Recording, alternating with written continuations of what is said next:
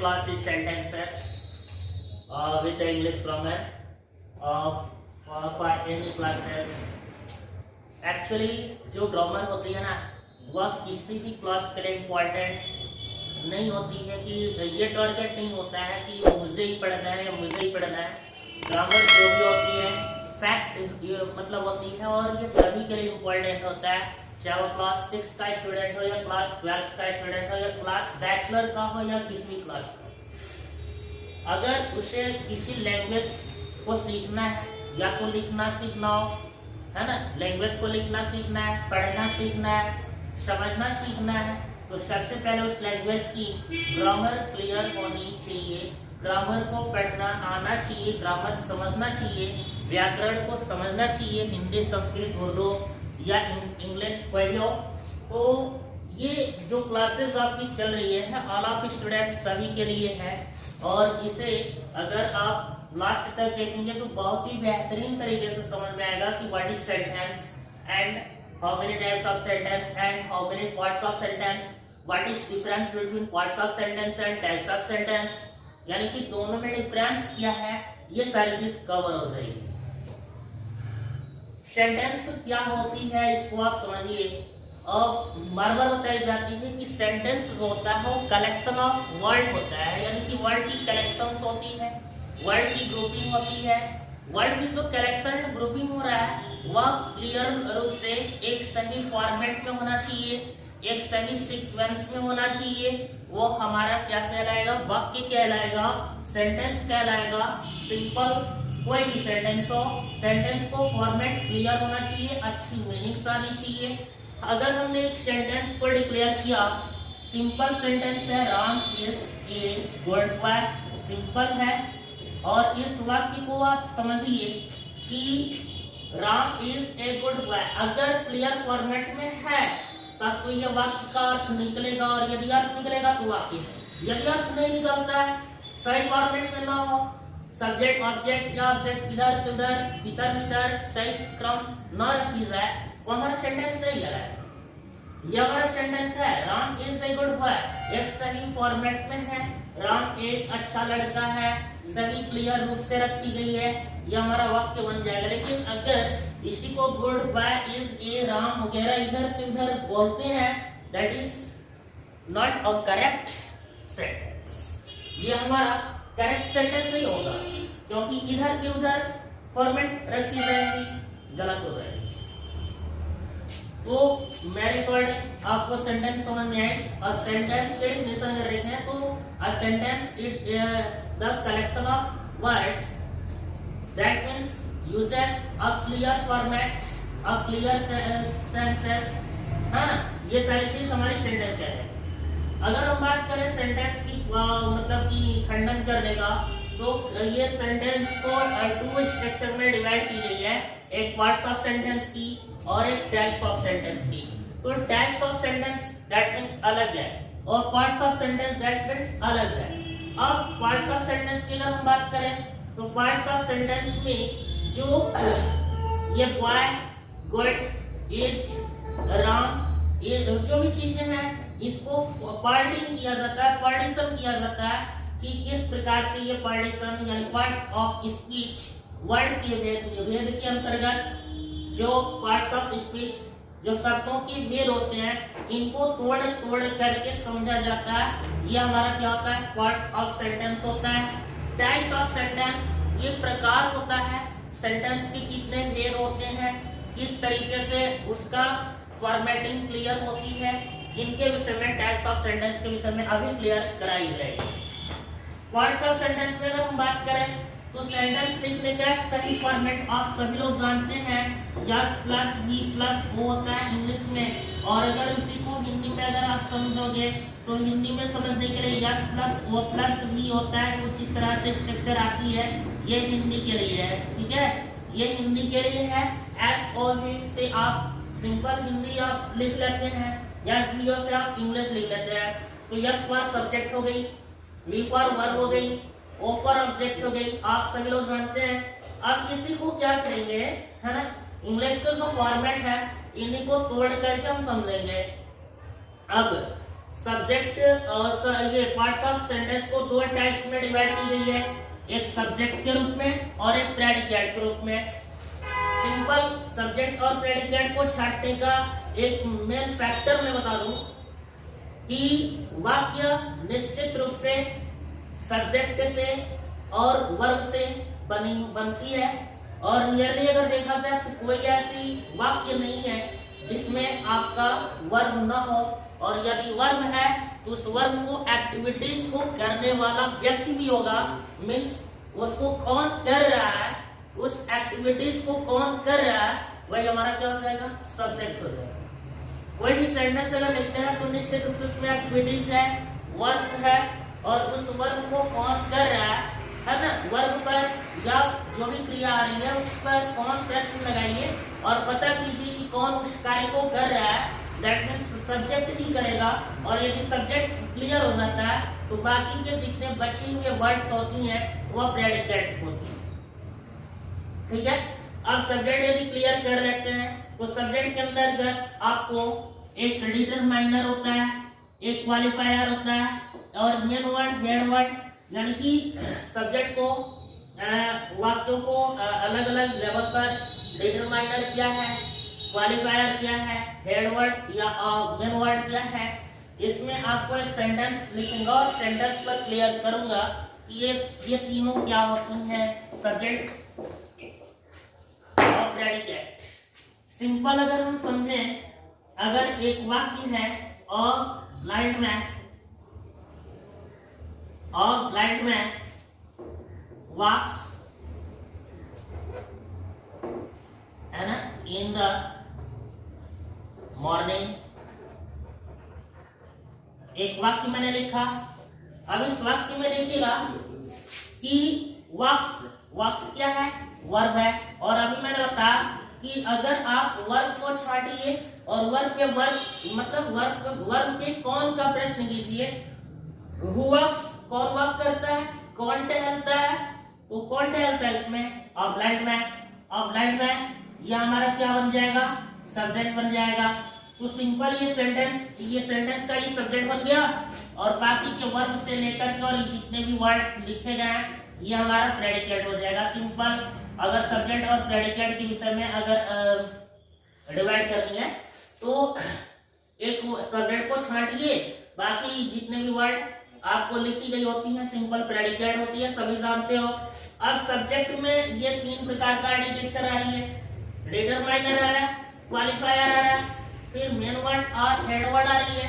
तो इसमें जो है डिटरमाइनर ये हो जाएगा, ब्लाइंड जो होगा क्वालिफायर हो जाएगा, और हेड वर्ड क्या होगा, मैन हो जाएगा।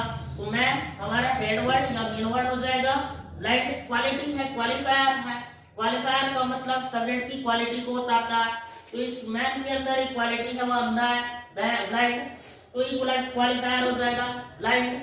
और determiner A M B somebody none वगैरह वगैरह, इस तरह से हमारी जो भी वर्ड्स आती हैं वो हमारा डिटरमाइनर हो जाएगा, क्वालिफायर हो जाएगा, मेन और हेड वर्ड हो जाएगा।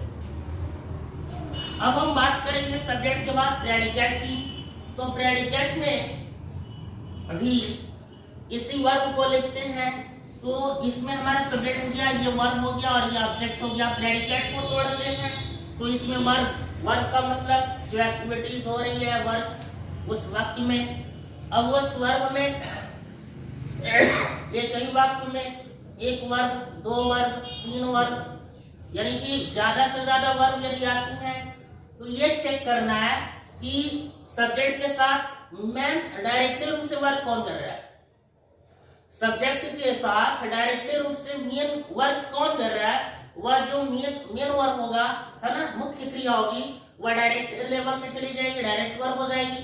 बाकी दूसरी क्रिया जो मेन क्रिया पर डिपेंड होती है वो हमारा इनडायरेक्ट वर्क हो जाएगा।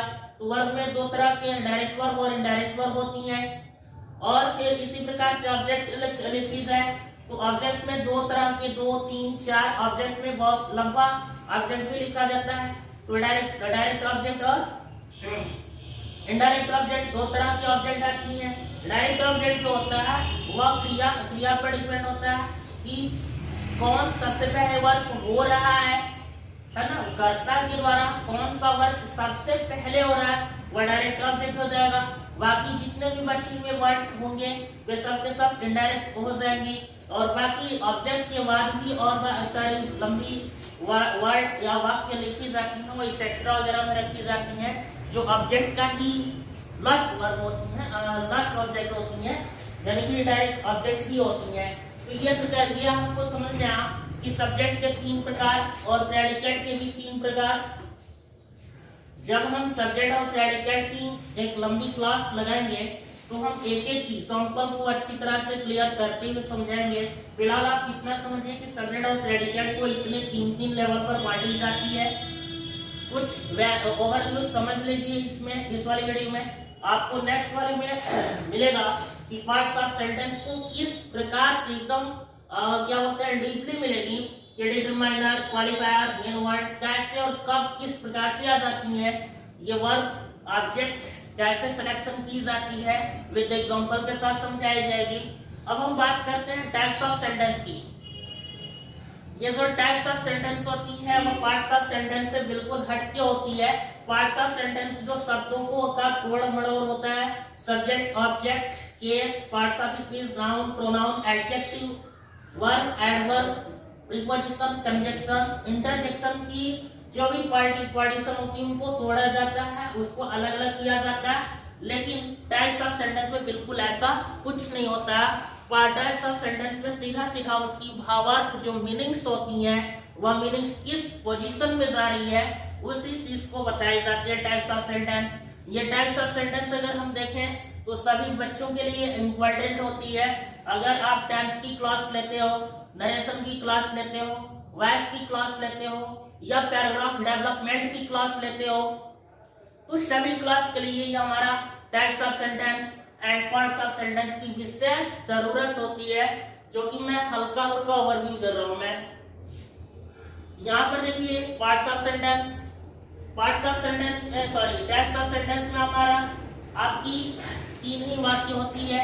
एक बनता है सिंपल सेंटेंस, दूसरा बनता है कंपाउंड सेंटेंस और तीसरा बनता है कॉम्प्लेक्स सेंटेंस। ये 3 प्रकार के सेंटेंस होती है और ये हाई स्कूल और इंटरमीडिएट दोनों क्लास के लिए इंपॉर्टेंट टॉपिक्स है। यहाँ पर देखिए टाइप्स ऑफ सेंटेंस में सिंपल सेंटेंस के अंतर्गत सिंपल सेंटेंस में क्या होता है कि अगर ऐसी वाक्य जिसमें सिर्फ और सिर्फ सिंगल या अकेला वाक्य अगर आती हो तो हमारा सिंपल सेंटेंस हो जाएगा। कंपाउंड सेंटेंस में क्या होता है कि एक सेंटेंस दूसरी सेंटेंस तीसरी सेंटेंस आपस में कनेक्टिविटी होती है, हमारा कंपाउंड और कॉम्प्लेक्स हो जाती है। कॉम्प्लेक्स की कनेक्टिविटी होने का कुछ फॉर्मेट अलग होती है और कंपाउंड की कनेक्टिविटी होने का फॉर्मेट कुछ अलग होती है। तो ये simple sentence, compound sentence and complex sentence की अलग अलग फॉर्मेटिंग होती है। अब सिंपल सेंटेंस में देखिए असर्टिव सेंटेंस होता है, इंट्रोगेटिव सेंटेंस होता है, इंपरेटिव होता है, ऑप्टेटिव होता है, एक्सक्लेमेटरी होता है। ध्यान दीजिए इसमें असर्टिव सेंटेंस जो होती है वह सिंपल स्वीकारात्मक वाक्य होती है। इसमें हर एक प्रकार की पॉजिटिव नेगेटिव है ना सिंपली वाक्य आ जाती हैं। असर्टिव सेंटेंस में पॉजिटिव सेंटेंस की अगर बात करें तो वाक्य ऐसी होगी जो साधारण तौर से वर्क होगी, उसमें कार्य होने का बोध होगा। Just like he goes to school, वह स्कूल जाता है। He does not go to school, वह स्कूल नहीं जाता है। तो नहीं जाएगा तो निगेटिव, जाएगा तो फिर पॉजिटिव। कार्य यदि होती है तो पॉजिटिव और यदि कार्य नहीं होती है तो निगेटिव। इस असर्टिव सेंटेंस को और भी नाम देते हैं डिक्लेरेटिव सेंटेंस। डिक्लेयर करना होता है कार्य होगा या नहीं होगा, है ना। स्टेटमेंट्स अगर कह लीजिए वो भी कह लीजिए आपका असर्टिव सेंटेंस के अंतर्गत स्टेटमेंट्स टाइप की सेंटेंस होती है, वो पॉजिटिव निगेटिव होती है। इंट्रोगेटिव की बात अगर हम करें तो इंट्रोगेटिव क्वेश्चन मार्क वाला क्वेश्चंस वाले जितने भी प्रश्न वाले जितने भी सेंटेंस आती हैं सब इंट्रोगेटिव के अंतर्गत रखी जाती हैं। अब इंट्रोगेटिव फर्स्ट होता है एंड इंट्रोगेटिव सेकंड होता है। फर्स्ट वाले में क्या होता है कि ऐसी प्रश्न पूछी जाएगी जिसकी आंसर सिर्फ एक शब्द में दे सकें। वो पूछने का तरीका आपका इंग्लिश भी हो सकता है और हिंदी भी हो सकता है। जैसे आप समझे प्रश्न किया एक शब्द में आंसर यदि मिल गई तो हमारा फर्स्ट हो जाएगा। अगर कई सारे वर्ड की जरूरत पड़ रही है तो डबल इंट्रोगेटिव सेंटेंस अर्थात सेकंड टाइप्स ऑफ की हो जाएगी, है ना, इंट्रोगेटिव की। तो इंट्रोगेटिव में सिंपली क्या होता है कि जितने भी प्रश्न पूछे जाते हैं, क्वेश्चंस पूछे जाते हैं, वे सब के सब आपका सेंटेंस हमारा इंट्रोगेटिव सेंटेंस में आता है। फिर अगर हम बात करें इंपरेटिव सेंटेंस की, तो इंपरेटिव सेंटेंस ऐसी सेंटेंस जो होती है वो आदेशात्मक, आज्ञात्मक, निषेधात्मक, इसके अंतर्गत ऑर्डर, सजेशंस, कमांड, परमिशन, ये बहुत सारी चीजें हैं जो कि ये हमारा इंपरेटिव सेंटेंस के अंतर्गत जाता है। इंपरेटिव सेंटेंस में क्या होता है कि वर्क आदेश टाइप की होती है, वर्क परमिशन टाइप की होती है, वर्क जो होता है सजेशन टाइप की होती है वो सेंटेंस। हाँ, तो ये इंपरेटिव सेंटेंस हुआ। फिर अगर हम बात करें ऑप्टेटिव सेंटेंस की, तो ऑप्टेटिव सेंटेंस ऐसी सेंटेंस होती है जो कि ऐसी वाक्य जिसमें इच्छात्मक बोध होता है, इच्छा सूचक वाक्य होती है ऑप्टेटिव सेंटेंस के अंतर्गत। जैसे may you live long, may you live long, आप दीर्घायु हो, इच्छा व्यक्त की जा रही है, वाक्य में इच्छा व्यक्त की जा रही है ऑप्टेटिव सेंटेंस में। तो ये चीजें होती हैं। गॉड ब्लेस यू, है ना, भगवान आपका भला करे, आशीर्वाद दे, है ना, ये सारी चीज प्रे की जाती है, इच्छात्मक होती है। या अभिशाप होती है, हमारी इच्छा है, अभिशाप टाइप की वो भी हो जाएगा। कर्ज टाइप की इच्छा होती है, और प्रेयर टाइप की इच्छा होती है, ब्लेस टाइप की इच्छा होती है, बहुत सारी इच्छा होती है। और उसको मोटिवेट करने का जो भी वाक्य रखी जाती है वो हमारा ऑप्टेटिव सेंटेंस होती है। अब हम अगर बात करते हैं एक्सक्लेमेटरी सेंटेंस की, तो एक्सक्लेमेटरी सेंटेंस ऐसी सेंटेंस होती है जिसके अंतर्गत विस्मय से संबंधित, विस्मय का मतलब होता है आश्चर्य कर देने वाले वाक्य वो बोध करता है एक्सक्लेमेटरी सेंटेंस। अब आश्चर्य का मतलब कोई ऐसी घटना ऑटोमेटिक विस्मय कर देने वाले वाक्य, ज्यादा सॉरो यानी कि दुखी दे देने वाले वाक्य, बहुत ज्यादा हैप्पीनेस अगर खुशी भी आती है विस्मय। अगर कोई व्यक्ति वर्क बहुत ही बेहतरीन करता है, बोलते हैं शाबाश, that is your exclamatory sentence, है ना। अगर ऐसी वाक्य है जिससे हमें बहुत ही दृढ़ महसूस होती है, ओ ये जो भी अपने ऐलाश, ब्रेवो, है ना, हुर्रा, ये जितने भी वर्ड्स जिस वाक्य में आती हैं ये सब के सब हमारे एक्सक्लेमेटरी सेंटेंस के अंतर्गत जाती हैं। तो हमने आपको सिंपल सेंटेंस की 5 टाइप की हमने सेंटेंस को वेरीफाई किया, ओवरव्यू किया, इंट्रोड्यूस किया, और आपको हमें उम्मीद है कि बेहतर तरीके से समझ में भी आई होगी। ये हमारा टाइप्स ऑफ सेंटेंस रहा। ये सिंपल सेंटेंस को ऐसे, ये जो सेंटेंसेस होती हैं वह सिंगल सेंटेंस एक साथ होती हैं, और यही सिंगल सेंटेंस जब आपस में मिक्स होती हैं तो वह कंपाउंड बन जाता है या कॉम्प्लेक्स बन जाता है। इन्हीं सेंटेंसों की कंबाइनेशन, आपस में मिलना, लंबा सेंटेंस बनना, कंबाइंड सेंटेंस बनना हमारा बन जाता है कंपाउंड सेंटेंस और कॉम्प्लेक्स सेंटेंस। मैंने हम इसमें पार्ट्स ऑफ सेंटेंस से रिलेटेड और टाइप्स ऑफ सेंटेंस से रिलेटेड जितने भी हेडिंग वाइज ओवरव्यू मैंने किया, एक एक पॉइंट को ओवरव्यू किया, और मुझे उम्मीद है कि आपको समझ में भी आई होगी।